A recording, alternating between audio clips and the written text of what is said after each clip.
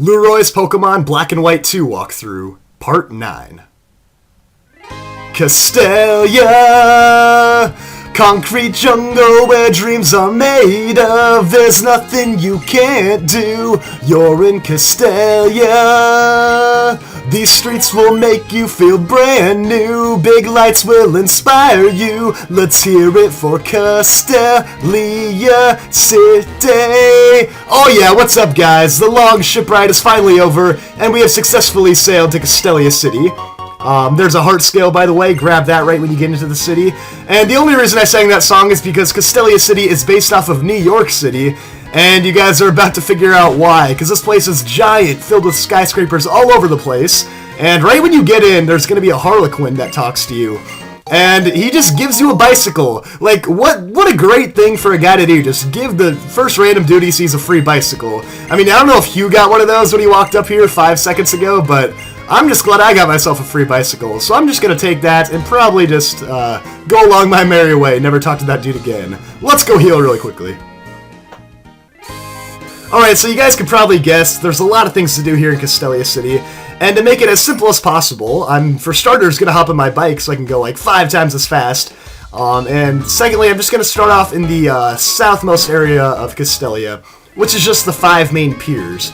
So this pier right here will take you over to the Liberty Garden. You don't need to go there, there's nothing important to do. In the old games, you could go catch Victini there with a Wi-Fi event, but now it's just kind of a worthless area. You can bring a Victini there and get a cool little, I don't even know if you'd call it an Easter egg, but a cool little hidden cutscene of Victini wandering around outside the Pokeball. Anyways, come over to this pier and talk to this lady right here. She will give you a Destiny Knot. That's an item you can attach to your Pokemon, and by doing so, if the opponent uses Attract on you, the opponent will also be infatuated. Right here, you can go to the Unity Tower. It's a place that you can only go to if you've made a trade over Wi-Fi with someone from another country. So, yeah, you probably haven't done that, but if you have, there's a cool little place to check out. This is where we just came off of, and there's a couple more over here. This pier right here is actually where you're going to find the Royal Unova ship. So if it's the evening, you can come to the Royal Unova, pay $1,000, and then you kind of get an SS Anne style type thing where you go and fight trainers on the boat. So I'll probably do that in a future video pretty soon, but for right now, I'm just going to continue on and check out the main things in the city.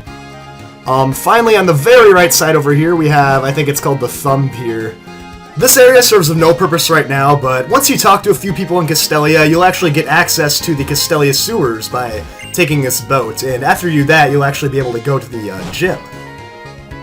One last thing to do is, on the very end over here, there's a gate. Now, this brings you to a dead end, but right now you can talk to this lady, and she's like, "Quick, take this! It's the Quick Claw." Quick Claw is a pretty nice item. You can attach it to your Pokemon, and 10% of the time, they will automatically outspeed the opponent. Meaning you can put it on some of your slower Pokemon, and every once in a while they get a nice speed boost. Now, the reason it's a dead end is because the Sky Arrow Bridge is shut down right now. They're doing construction on it, I guess. And conveniently, the minute you beat the Elite Four, they'll be done with construction. So yeah, the next thing I'm going to head into is the Battle Company, I think. Like I said, there are a ton of things to do in Castelia, so I'm just going to kind of break it up little by little, but the Battle Company is the place you can go actually do some Pokemon battles, so that's what I'm looking forward to doing, so I'm going to check out this place. Plus, if you walk inside here, you automatically get an Experience Share, which is a fantastic item. You can attach it to your Pokemon, and they will gain experience without even going in battle. So a great way to level up your weaker Pokemon. Then the janitor's going to go up the elevator, and we'll actually be seeing him at the top pretty soon. For now, there's some more people in here. Just talk to the lady in the blue hair. Now, she's going to give you an option. You can either say Snivy, Oshawott, or Tepig, and she will give you an item that boosts up that Pokemon's typing. So I'm going to say Oshawott because I could use the Mystic Water on Oshawott, obviously. But you can still get the Miracle Seed or Charcoal by answering Snivy or Tepig. Don't stress about it too much, though. You can get all 3 of these items, like, right at this part in the game, aside from this lady right here. So don't stress about it too much, but you don't have to get the item matching the Pokemon that you chose. But I'm going to go ahead right now and actually attach that Mystic Water to my Oshawott, because I can obviously use it. Boost up his water gun a little bit, at least until I get a better water type move in a minute here. And on top of that, I think I'll go ahead and attach the, oh no, I'll keep the Experience Share. I don't need the Experience Share on anyone right now, but I'll put the Quick Claw on Magnemite, that's what I'll do. Right now I kind of have some worthless Oran Berries on all my Pokemon, so yeah, definitely better to get those attack-enhancing items. And the Quick Claw is a nice bonus if you have a slow Pokemon that can't really do anything else with the items you have. So, with that said, let's go up to the 47th floor. Kind of random that they just give you 47th floor and 55th floor, but this floor right here is full of trainers that are trying to battle, so let's go ahead and talk to this guy right here. And yeah, just like that, you can start up some Pokemon battles without even having to leave the city to a route or anything. So, Clerk Warren's got a Marill on his team. Ooh, would have been perfect for Magnemite to take on, but I think Avian will do just fine here. And Avian actually has a brand new move, Air Cutter, which I guess I'll go ahead and try out for the first time. Yeah, I just learned this when I leveled up to 15 in the last episode. And Air Cutter's awesome because it gets critical hits way more often than any other move. And Pidove already gets critical hits more often than any other Pokemon. And believe it or not, in this video we're going to be getting the Scope Lens item, which helps me get even more critical hits. So yeah, you can see where I'm going with this whole critical hit strategy. Maybe I'll start finally getting critical hits when I need them, rather than on the last turn when I never need them. Alright, so you get some timer balls once you beat that guy. And you can go ahead and grab an item over there. Oh, I guess this person wants to battle me first. Alright, here we go. She may look like a regular clerk, but in reality, she's the strongest Pokemon trainer of all time. Living the secret life. Nah, just some random clerk, Brittany here, who has a Voodoo. So yeah, I think you are just kind of a random clerk, like I originally assumed. But yeah, Air Cutter is actually super effective here, so perfect route to go. Air Cutter is just definitely a nice boost up from Gust. It's got a little more power behind it. And there's that critical hit that I was talking about, and it'd be nice if I got a little boost with Magnemite and Oshawott. They're kind of stuck on those weaker moves right now, Thunder Shock and Water Gun, but sooner than later, at least Oshawott will get a stronger move. There's a guard spec right there, which I'll probably never ever use in my life. And you know what, Pidove just got up a level over to 16, so I think I'll go ahead and switch Oshawott up to the front now. Like I was saying, Oshawott's about to learn a really good Water-type move, at least something better than Water Gun.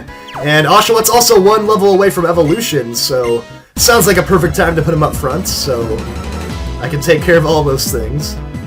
Alright, so here we go, it's Clerk Lemons, and he's got a Growl. Oh, perfect! What a perfect matchup for Oshawott, a Fire-type.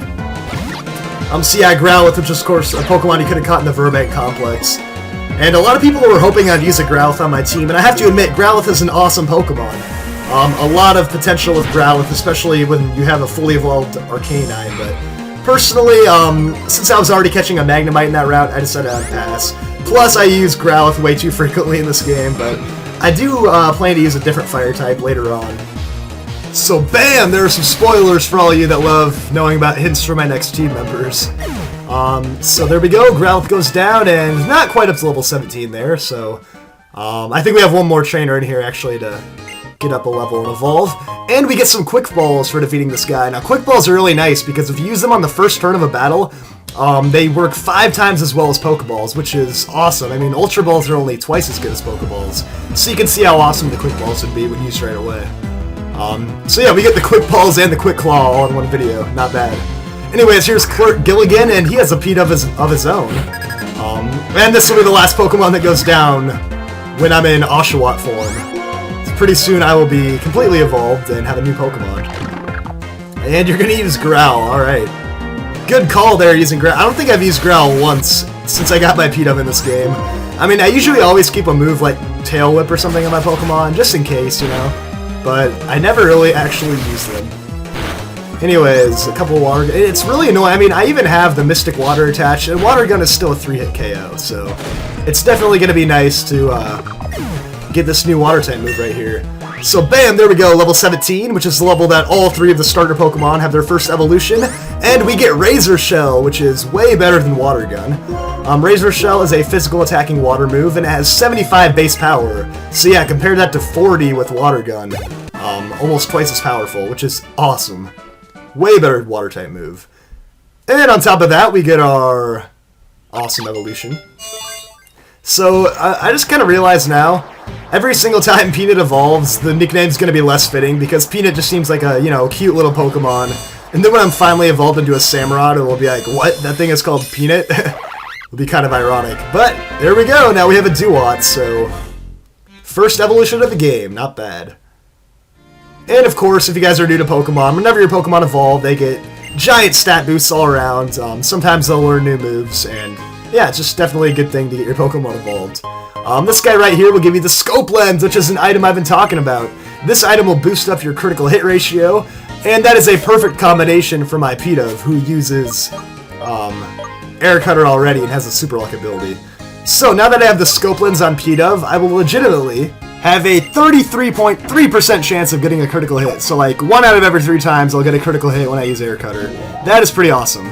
But with that said, we're finished up here in the 47th floor, wherever we were at, and now we can go up to the very top floor, the 55th floor. There's only one trainer up here, and then there's just one item to grab. I think it's an ether. So go ahead and grab that, but then we just got one more battle, and we'll be done here in the battle company. So, believe it or not, it's the janitor that we saw right when we walked in this place. Yeah, it's the nice guy that gave us the free experience share. And now that we've made it to the top, he's going to let us challenge his grandson. So, I mean, apparently all their pride is on the line. They're like, alright, it's time to fight my grandson so we can prove just how much research we've done here at the Battle Company. It's like, really? You guys are some, like, giant skyscraper building in the biggest city in Unova, studying Pokemon, and the best you guys have to show for it is some little kid with an Eevee. I mean, seriously, come on, I can take this thing down. I'm not worried about nothing. But yeah, Eevee, actually, if you guys are interested, it's a Pokemon you can catch fairly soon in the game. Never have you really been able to just catch Eevees, but in this game you can actually get Eevees really rarely in the wild. There's also an Eevee that comes in as a gift later on in the game. Now anyways, I'm going to switch over. I kind of just wanted to try out my Peanut there now that it's a Duat, and use Razor Shell, but I'll let Magnemite take over just so he can get some action before this video ends. So yeah, he has a Eevee and a Herder. Actually a decent enough team for being the one guy that is like, I don't know, for being a school kid, it's not a bad team, but for being the one guy that's like, you know, the head of the entire battle company, I don't know if this is like the most intimidating battle ever. But yeah, I'm kind of starting to realize Sonic Boom does a lot more damage than Thunder Shock. At least at this point in the game. Most Pokemon don't take an entire 20 hit points from Thunder Shock, so unless they're weak to it or something. But there we go, level 17, so I think our entire team is up at 17 now. P-Dove might still be at 16, I don't really remember. But either way, our team is definitely coming along nicely. And we have defeated everyone here in the Battle Companies, so there we go. Quite the accomplishment, if I do say so myself. But now that we're done in here, I think we're going to head back down the elevator, and we'll probably stop the video for right now, but tomorrow we'll be coming back into Castelia City, checking out some more things in here, and hopefully making some progress towards the next gym. So, thanks for watching, everybody, and I'll see you guys all next time.